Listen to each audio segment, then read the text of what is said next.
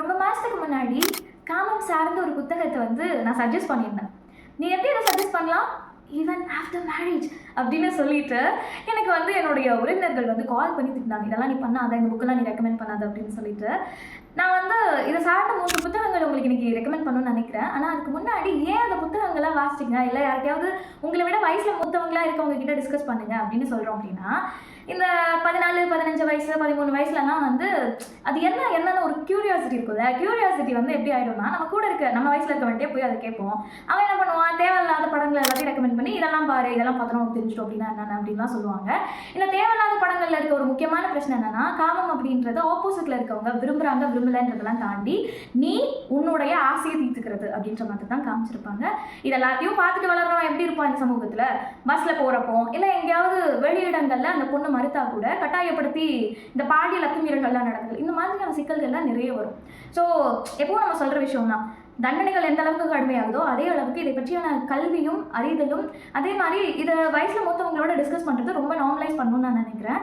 So அப்படி இருக்கப்போ அது சார்ந்த ஒரு 3 புத்தகங்கள் உங்களோட நான் ரெக்கமெண்ட் பண்ணணும்னு நினைக்கிறேன். ரொம்ப மாதம் கழித்து ஒரு பெண்ணை எழுத்தாளர் காமத்தை பற்றி பேச முடியுமா, அதை பற்றி சிறுகதை எழுத முடியுமா அப்படின்னு யோசிக்க வச்சது வந்து இந்திரநீலம் வெண்ணிலா அப்படின்ற ஆசிரியர் தான்.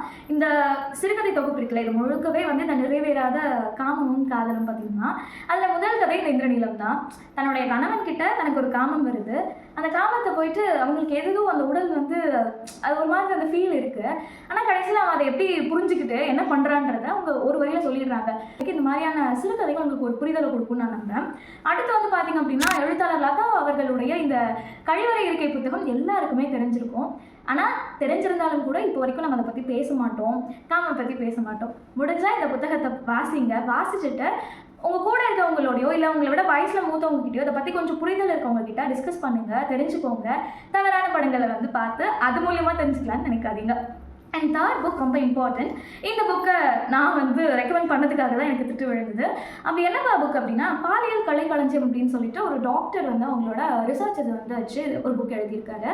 இந்த புக் வந்து பார்த்திங்க அப்படின்னா ரொம்ப பேசிக்காக செக்ஸ் அண்ட் செக்ஷுவாலிட்டிக்கு நடுவில் இருக்க டிஃப்ரென்ஸ் என்ன அப்படின்னா என்ன அப்படின்றத இது மாதிரி பேசிக்கான விஷயங்கள்லேருந்து கொஞ்சம் பெரிய விஷயங்கள் வரைக்குமே நமக்கு ஒரு புரிதலை கொடுக்கும்.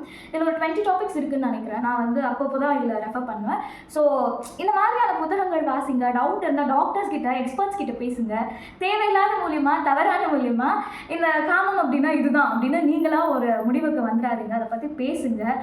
அண்ட் ஸோ தட் இந்த சொசைட்டி இன்னும் நல்லா இருக்கும்னு நான் நம்புகிறேன். இந்த 3 புக்கோட பர்ச்சேஸ் லிங்க் வேணும் அப்படின்னா மறக்காம ஃபாலோ பண்ணிட்டு கமெண்ட் பண்ணுங்க. அண்ட் இந்த மாதிரி நிறைய புக் ரெக்கமெண்டேஷன்ஸ்க்கு ரவுண்ட் ஃபாலோ பண்ணிக்கோங்க. நன்றி.